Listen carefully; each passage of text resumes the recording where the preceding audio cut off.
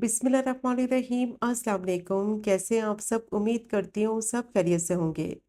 आज मैं आपके साथ शेयर करूंगी बहुत ही टेस्टी और सबका बहुत ही मोस्ट फेवरेट देगी आलू गोश्त की रेसिपी, जिसको बनाना बहुत ही आसान है। क्योंकि अक्सर क्या होता है कि जब आलू गोश्त बनाते हैं तो उसमें देगी फ्लेवर नहीं आता या फिर शोरबे में प्याज तैरने लगती है।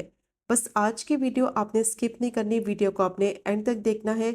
सारी टिप्स और ट्रिक्स मैं आपके साथ शेयर करूंगी कि टेस्टी देगी आलू गोश्त को किस तरह से बनाया जाता है, और इसको बनाएंगे मज़ेदार देगी मसाले के साथ, जिससे इसका टेस्ट और फ्लेवर नेक्स्ट लेवल का हो जाएगा।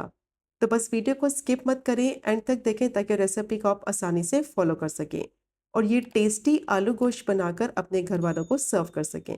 तो चलें फिर शुरू करते हैं इसको बनाना।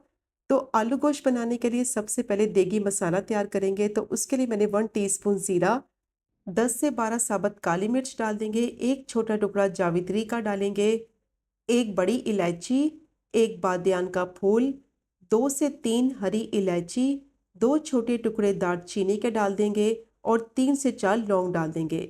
अब इन गरम मसालों को मिक्सर जार में डालकर अच्छी तरह से बिल्कुल बारीक पीस लेंगे।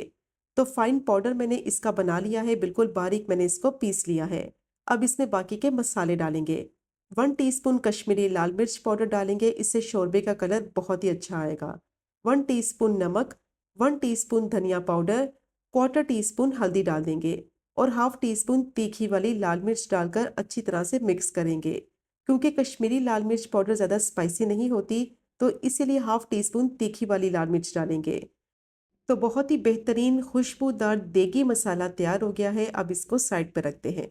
अब मैंने पतीली ले ली है, आधा कप कुकिंग ऑयल गरम करेंगे और जैसे ही ऑयल गरम हो जाएगा तो आलू को फ्राई करेंगे। आलू को फ्राई करके जब शोरबे में डालेंगे ना तो इसका टेस्ट बहुत ही बेहतरीन आएगा। अब आलू को इतना फ्राई करना है मीडियम टू लो फ्लेम पे कि इनका कच्चापन खत्म हो जाए और आलू की जो ऊपर वाली लेयर है वो हल्की सी क्रिस्पी फ्राई हो जाए। कंटिन्यू स्टर करते हुए इनको फ्राई करना है ताकि सारी साइडों से इवनली ये फ्राई हो। तो तकरीबन 4 से 5 मिनट के लिए आलू को फ्राई कर लिया है। हल्की सी लेयर ऊपर से देखें क्रिस्पी हो गई है। बस इससे ज़्यादा आलू को फ्राई नहीं करना, क्योंकि अगर इनका कलर डार्क हो जाएगा तो फिर टेस्ट भी ख़राब हो जाएगा और शोरबे में ये अच्छे नहीं लगेंगे। बस 3 से 4 मिनट के लिए इनको मैंने फ्राई किया है। कच्चापन भी ख़त्म हो गया है और आलू में अच्छा सा फ्लेवर भी आ गया है। अब आलू फ्राई हो गए थे, इनको मैंने प्लेट में निकाल लिया है और उसी ऑयल में डालेंगे 2 मीडियम साइज़ की बारीक चॉप की हुई प्याज, और इनको इतना फ्राई करना है कि प्याज सॉफ्ट हो जाए, इनका कलर हल्का गुलाबी सा हो जाए। कंटिन्यू स्टर करते हुए प्याज को फ्राई करना है और बिल्कुल बारीक फाइन प्याज को चॉप करना है ताकि शोरबे में बिल्कुल नज़र ना आए और अच्छी तरह से मसाले में मिक्स हो जाए। क्योंकि अक्सर क्या होता है कि शोरबे में प्याज तैरने लगती है, जिसकी वजह से शोरबे का टेक्सचर और फ्लेवर ख़राब हो जाता है। तो बिल्कुल प्याज को फाइन चॉप करके फिर फ्राई करना है, तो ये अच्छी तरह से मसाले में मिक्स हो जाएगी। अब प्याज को मैंने फ्राई कर लिया है, हल्का सा इसका कलर गुलाबी सा हो गया है और ये सॉफ्ट भी हो गई है। अब इसमें डालेंगे आधा किलो मटन और 1.5 टेबल स्पून लहसुन अदरक का पेस्ट डाल देंगे और मीडियम टू लो फ्लेम पे अच्छी तरह से मटन की भुनाई करेंगे कि इसकी स्मेल खत्म हो जाए, इसका कच्चापन खत्म हो जाए। अच्छा, इस पॉइंट पर आपने ज़्यादा जल्दी नहीं करनी, जितनी अच्छी तरह से मटन की भुनाई करेंगे उतना ही इसमें जायका आएगा। क्योंकि मटन जैसे ही पकेगा इसका पानी निकलेगा, पानी इसका सारा खुश्क कर लेंगे। जब भी आप आलू गोश्त बनाएं तो मटन के मीडियम पीसेस रखें, ज़्यादा बड़े पीसेस नहीं रखें, तो टेस्ट और फ्लेवर बहुत ही अच्छा आएगा आलू गोश्त का। अब तकरीबन 7 से 8 मिनट के लिए मटन को मैंने अच्छी तरह से भून लिया है। पानी भी इसका खुश्क हो गया है और इसकी स्मेल भी ख़त्म हो गई है, कलर भी इसका चेंज हो गया है। अब जो देगी मसाला तैयार किया था वो सारा इसमें डाल देंगे और 1/4 कप पानी भी डाल देंगे ताकि मसाला जले नहीं। अब गोश्त को मसाले के साथ अच्छी तरह से भूनेंगे ताकि जो मसाले का फ्लेवर है ना वो गोश्त के अंदर अच्छी तरह से एब्जॉर्ब हो जाए, और फ्लेम को बिल्कुल लो रखेंगे। कंटिन्यूस इसमें चम्मच चलाते हुए 5 से 6 मिनट के लिए इसको भूनेंगे। तो बहुत ही बेहतरीन इसकी भुनाई भी हो जाएगी और जो मसाला है वो जलेगा भी नहीं और उसका कलर भी ख़राब नहीं होगा। तो तकरीबन 5 मिनट के लिए लो फ्लेम पे अच्छी तरह से मैंने इसकी भुनाई कर ली है। पानी डालकर भूनेंगे ना तो मसाला जलेगा भी नहीं और कलर भी ख़राब नहीं होगा। अब इसमें डालेंगे 2 मीडियम साइज़ के ब्लेंड किए हुए टमाटर और दोबारा से इसकी भुनाई करेंगे कि टमाटर का कच्चापन ख़त्म हो जाए और टमाटर का पानी भी खुश्क हो जाए और ऑयल सारा सेपरेट हो जाए। तो 7 से 8 मिनट के लिए हाई फ्लेम पे अच्छी तरह से मैंने इसको भून लिया है। ऑयल तकरीबन इसका सेपरेट हो गया है, टमाटर का पानी भी खुश्क हो गया है और टमाटर का कच्चापन भी खत्म हो गया है। टमाटर डालने से ना ग्रेवी बहुत ही टेस्टी बनेगी, थोड़ी सी थिक ग्रेवी बनेगी। अब इसमें डालेंगे आधा कप दही और दही डालने से पहले फ्लेम को बिल्कुल लो कर देंगे, क्योंकि अक्सर क्या होता है कि हाई फ्लेम पे जब दही को डालेंगे तो ये फट सकती है, जिसकी वजह से शोरबे का टेक्सचर और फ्लेवर खराब हो जाएगा। तो लो फ्लेम रखेंगे और अच्छी तरह से स्टर करते हुए मिक्स कर लेंगे दही को मसाले में। तो ये अच्छी तरह से मिक्स भी हो जाएगी, फटेगी भी नहीं और इसकी फुटकियाँ भी नहीं बनेगी। अब देखें दही को मैंने अच्छे से मिक्स कर लिया है। अब फ्लेम को थोड़ा सा हाई कर देंगे और इसको इतना भूनेंगे कि दही का पानी खुश्क हो जाए, ऑयल इसका कंप्लीटली सेपरेट हो जाए। तो तकरीबन 7 से 8 मिनट के लिए इसको मैंने भून लिया है। बेहतरीन देखिए मसाला तैयार हो गया है, सब चीज़ें वेल कंबाइन हो गई हैं।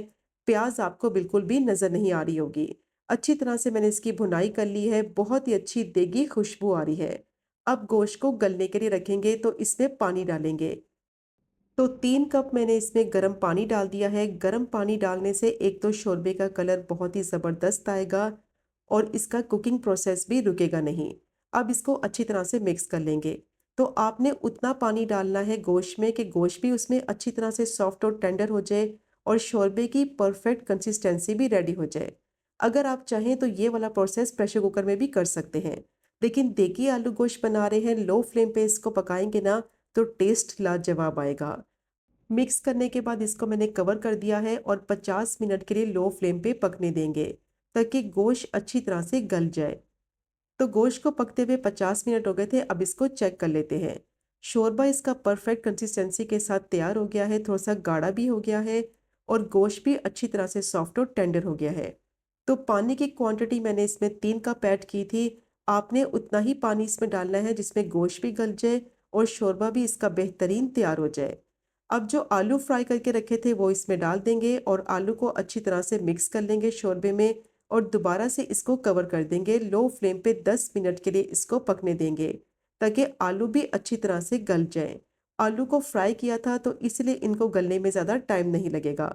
मिक्स करने के बाद इसको मैंने कवर कर दिया है, 10 मिनट के लिए लो फ्लेम पे पकने देंगे। तो आलू को पकते हुए 10 मिनट हो गए थे, बहुत अच्छी तरह से आलू भी गल गए हैं। अब इसमें डाल देंगे 3 हरी मिर्चें।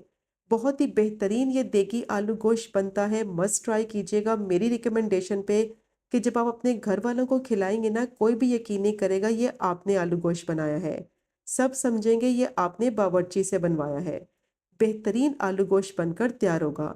अब आलू भी गल गए हैं, गोश्त भी अच्छी तरह से सॉफ्ट हो गया है और हरी मिर्चों का फ्लेवर भी अच्छी तरह से मिक्स हो गया है। अब लास्ट में इसमें डालेंगे बारीक चॉप किया हुआ हरा धनिया और दोबारा से मिक्स करते हुए 1 से 2 मिनट के लिए पका लेंगे। फ्लेम को बिल्कुल लो रखेंगे ताकि जितना भी इसका ऑयल है ना वो सारा सरफेस पे आ जाए। तो बहुत ही बेहतरीन देगी स्टाइल आलू गोश्त तैयार हो गया है। मस्ट ट्राई कीजिएगा, बहुत ही ज़्यादा टेस्टी बनेगा, आपके घर वालों को बेहद पसंद आएगा और सब आपकी बेहद तारीफ करेंगे। तो ये चेक करें आप इसकी फाइनल लुक, कितनी परफेक्ट इसकी शोरबे की कंसिस्टेंसी बनी है। प्याज आपको इसमें बिल्कुल भी नज़र नहीं आएगी। परफेक्ट देगी आलू गोश्त बनकर तैयार हो गया है। इसको आप सर्व करें वाइट राइस के साथ, चपाती के साथ या फिर नान के साथ। परफेक्ट कॉम्बिनेशन रहेगा। तो ज़रूर ट्राई कीजिएगा ये टेस्टी देगी आलू गोश्त की रेसिपी को। अगर आपको आज की वीडियो पसंद आए, आज की रेसिपी पसंद आए, चैनल को ज़रूर सब्सक्राइब करें, वीडियो को लाइक करें और शेयर करें। इंशाल्लाह मिलेंगे अगले कुकिंग व्लॉग में फिर एक नए रेसिपी के साथ। तब तक मुझे अपनी ख़ास दुआ में याद रखें। अल्लाह हाफ़िज़।